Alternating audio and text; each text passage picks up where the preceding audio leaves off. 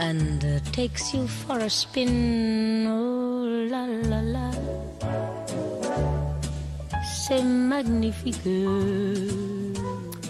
Un petit crochet par la Fondation Maïs, c'est à Saint-Paul-de-Vence, parce que sur la route des vacances, eh ben, un petit peu de culture, ça ferait pas de mal, surtout qu'elle est superbe, l'expo. Elle est super, mais en plus, c'est rare de le voir, Eduardo Arroyo.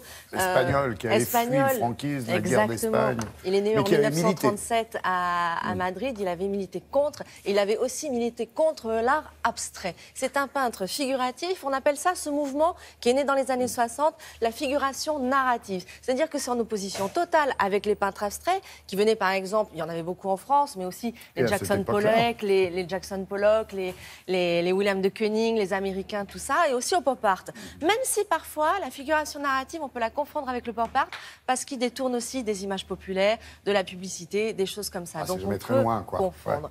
Mais une chose est sûre, c'est que ce sont des peintres. C'est quelqu'un qui a toujours défendu la peinture, comme l'a fait l'artiste du pop art d'ailleurs, qu'on a interviewé la semaine dernière, David Hockney, comme l'a fait aussi le français Martial Rice, qui lui, pour le coup, était un peintre du pop art français, mais qui dépendait quand même, malgré tout, cette peinture, la peinture pour la peinture. Et finalement, quand on parle d'art contemporain, c'est vrai qu'on a tendance à pas parler de peinture. On pense que l'art contemporain, c'est toujours des néons, des choses un peu bizarres, alors qu'on se rend compte depuis quelques temps que justement, il y a un retour à la peinture, même dans l'art contemporain. On l'a rencontré, Arroyo, tendez bien l'oreille, il a une voix très très faible, il est âgé, mais il n'en reste pas moins sympathique, regardez.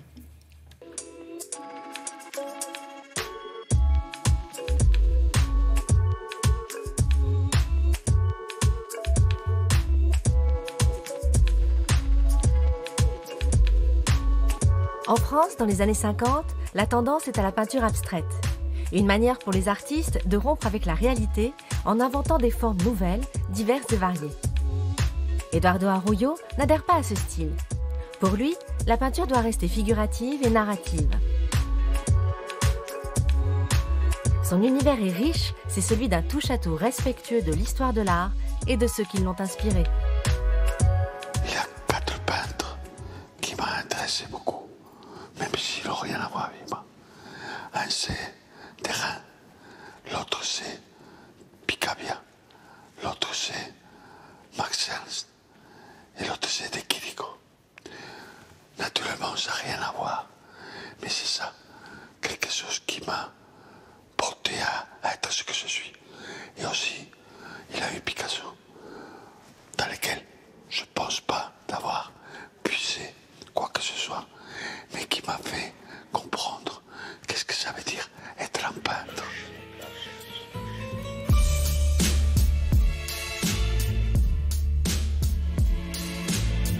Être un peintre, c'est aussi être le témoin de son temps et de l'histoire.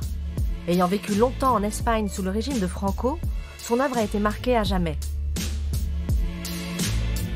Aujourd'hui, le choc des cultures, la mondialisation, les problèmes de société l'interrogent sans cesse.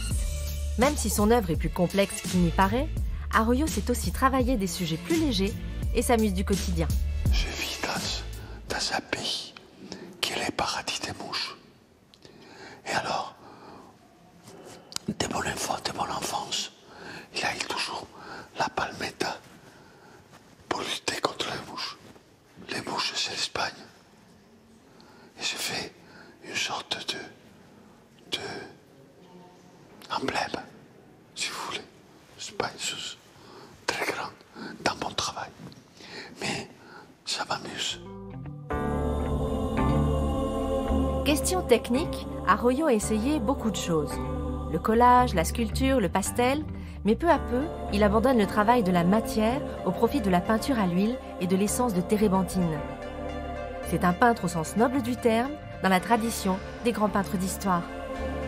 J'espère de peindre, puisque je suis qu'un peintre. Je suis qu'un peintre. Eduardo Arroyo, donc ses œuvres à découvrir, à voir, au revoir, c'était à la Fondation Maïs jusqu'au 19 novembre, donc à Saint-Paul-de-Vence. Merci beaucoup, Béatrice.